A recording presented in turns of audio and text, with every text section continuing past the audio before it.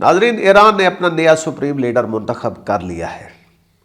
उन तमाम धमकियों के बावजूद जब नेतन्याहू और ट्रंप ने कहा था कि जो भी नया सुप्रीम लीडर बनेगा उसको कत्ल कर दिया जाएगा, अब जब मुज्तबा खामेनेई ईरान के नए सुप्रीम लीडर मुंतखब हो चुके हैं तो अमेरिका ने और इसराइल ने फिर एक दफ़ा उस धमकी का इआदा किया है कि हम इनको भी ख़त्म कर देंगे।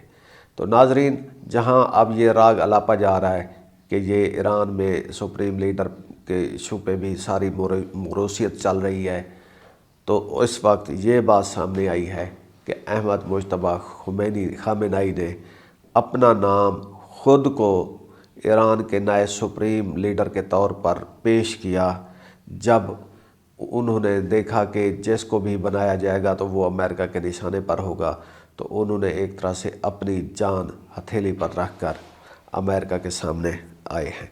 आज इसी मौजू पर हम इस प्रोग्राम में बात करेंगे। मेरा नाम अहसन रज़ा है और आप ये प्रोग्राम देख रहे हैं मिनट मिरर न्यूज़ चैनल, और इस प्रोग्राम में हम ये फोकस करेंगे कि जो अपनी जान हथेली पर रख कर अमेरिका और इसराइल के सामने आने वाले मुज्तबा खामेनेई कौन है। तो नाजरीन, सबसे पहले पस मंज़र समझते हैं। रिपोर्ट्स के मुताबिक ईरान के साबिक सुप्रीम लीडर आयतुल्लाह खामेनेई जब एक हमले में शहीद हुए तो उस वक्त ये हमला इस वसी जंग के दौरान हुआ जब अमेरिका और इसराइल ईरान के मुख्तलिफ मकामात को निशाना बना रहे हैं। इस हमले में खामेनेई की अहलिया, उनकी बेटी और ख़ानदान के दीगर अफराद भी शहीद हुए। अब जब ये हमला हुआ, आयतुल्लाह की शहादत होगी, अभी उनकी बरियल होनी है, जनाजा भी होना है, लेकिन पूरी दुनिया में एक गूंज उठी कि अब ईरान की क़यादत कौन संभालेगा। ऐसे में सदर ट्रंप और नेतन्याहू के बयान सामने आए कि जो भी सुप्रीम लीडर बनेगा उसको कत्ल कर दिया जाएगा। तो ये एक तरह से अपनी जान ख़तरे में डालने वाली बात थी। अगर चाहते तो अहमद मुज्तबा खामेनेई इस ओहदे से पीछे रह सकते थे, लेकिन बाज़ औक़ात ये भी होता है कि जब वो जो मजलिस ईरान की मजलिस खबरगान जिसने ये सुप्रीम लीडर का सिलेक्शन करनी है, ये असल में 88 उलमा पे मुश्तमिल इदारा है जो सुप्रीम लीडर का सिलेक्शन करता है। तो उसमें मुज्तबा खामेनेई ने सबके चेहरों की तरफ देखा। अब उनमें से जिसको भी सुप्रीम लीडर बनाया जाता, यकीनन उसके लिए ये एक मौत का टैग बन जाता, लेकिन मुज्तबा खामेनेई सामने आए। मुज्तबा खामेनेई कौन है? इनकी उम्र 56 ईयर ओल्ड है, मतलब ये 1969 में पैदा हुए हैं और लो प्रोफाइल रखा है, कभी पब्लिक में नहीं आए, कभी इनका पब्लिक एड्रेस नहीं है, कभी फ्राइडे का सरमन नहीं है, जुमे का खुतबा नहीं दिया, कभी इलेक्शन नहीं लड़ा और कभी उनका कोई मालियाती या दूसरा स्कैंडल सामने नहीं आया। इनके ईरान के जो इनकलाबी गार्ड्स हैं, यानी कि ईरानियन रेवोल्यूशनरी गार्ड्स, उनसे गहरे ताल्लुकात हैं क्योंकि ईरान की सियासत में IRGC को बहुत अहमियत हासिल है। अब कहा जा रहा है कि जी इनकी जाननशीनी तो काफ़ी अरसे से मुतवक्के थी। जी बिल्कुल नहीं थी ये, क्योंकि कभी पब्लिक लाइमलाइट में नहीं रहे। हाँ, इस इनके हवाले से जो कयास आराइयाँ हैं वो तब आना शुरू हुई जब आयतुल्लाह अली खामेनेई की शहादत हुई। अब सवाल ये है कि वो क़यादत को कैसे लेके आगे बढ़ेंगे जब उनकी जान को भी ख़तरा है और जब उन्होंने कभी पब्लिक एक्सपोजर नहीं है और कभी उन्होंने अपने प्लान्स के हवाले से कभी खोलकर बात भी नहीं की। तो अब एक बात और भी कही जा रही है कि क्या ये ईरान में ख़ानदानी हुक्मरानी की तरफ कदम है। ईरान में हमने देखा उससे पहले शहनशाहियत थी, बादशाहत का दौर था, तो बादशाहत तो होती ही मौरूसियत है।